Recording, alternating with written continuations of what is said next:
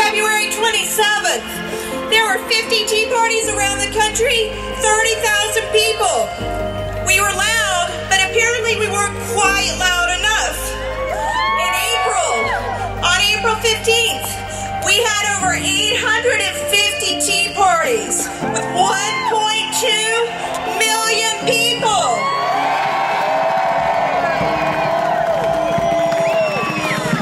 We were louder, but apparently we weren't loud enough. We had events on an Independence Day weekend. On July 17th, we went in front of our congressional and senatorial district offices. Again, we were loud, but apparently we weren't loud enough. So today, I'm asking Congress and the presidential administration, can you hear me now?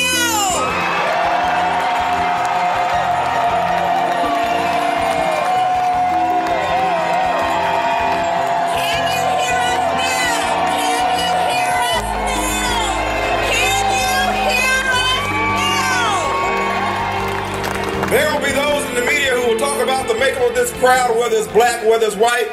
No, it's all Americans who love liberty.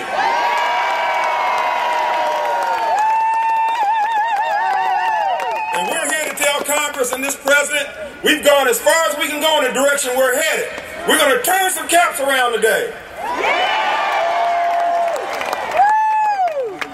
In November of 2008, America had an election. Half of the people voted for John McCain, half voted for Barack Obama. They called the people who voted for John McCain racist, but it was the people in the white community that split their vote. So how could that be racist? This is not a Republican thing. This is not a Democrat thing. This is not a black thing. This is not a white thing. This is about green. This is about people losing jobs. I'm from the part of the country where you have a lot of auto dealerships that have closed. What happened to the auto bailout?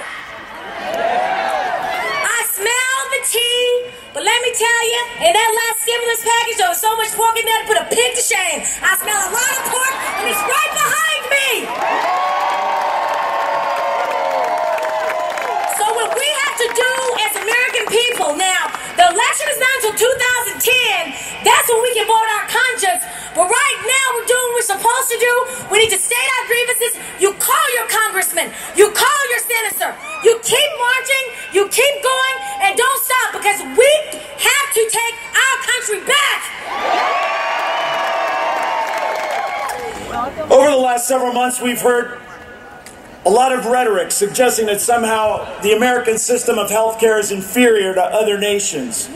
Tales of higher infant mortality, routine denial of care, and poorer health outcomes have been commonplace. The truth is, we have the greatest healthcare system the world has ever known.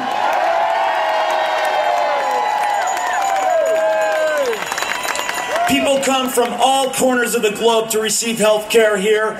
People come from all over the world to receive their training in the United States. Despite these facts, there's a very real possibility that our healthcare system is going to be destroyed. There's a danger that healthcare will no longer be between a doctor and his patient. Instead, our healthcare is going to be determined by some faceless, unaccountable bureaucrat in Washington. Why did physicians come to Washington this week? We came to tell Congress and to let our patients know their voices must be heard.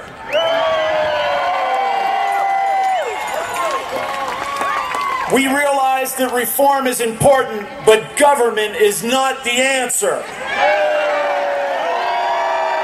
I just heard estimates of this crowd, 1.5 million people.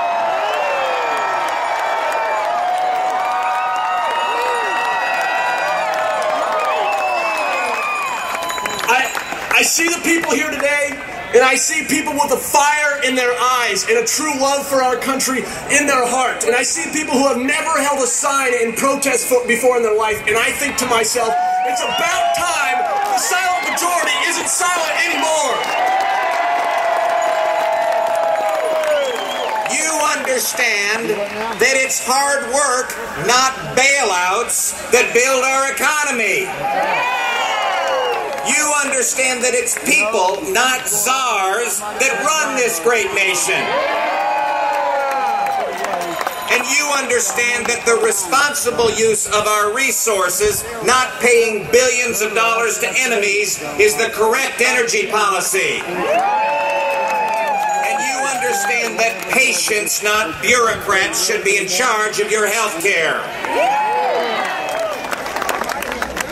We go to work every day to produce the fuel that powers of America. Now our existence is being threatened. It is being threatened by the cap and tax bill. Congress has tried to slip this through and call it a climate change bill. But it is no more than a tax bill that will be paid by every one of you hardworking Americans.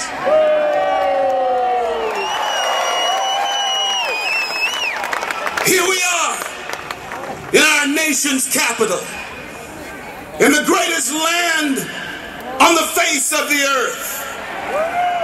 And we came to bring a message.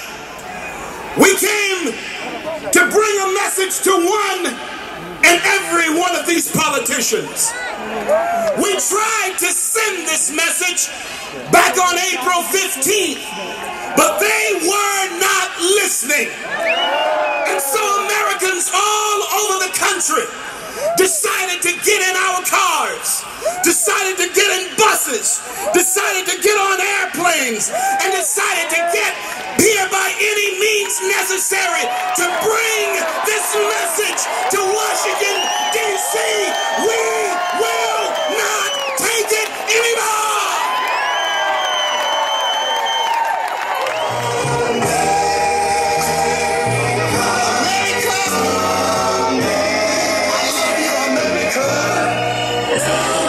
America.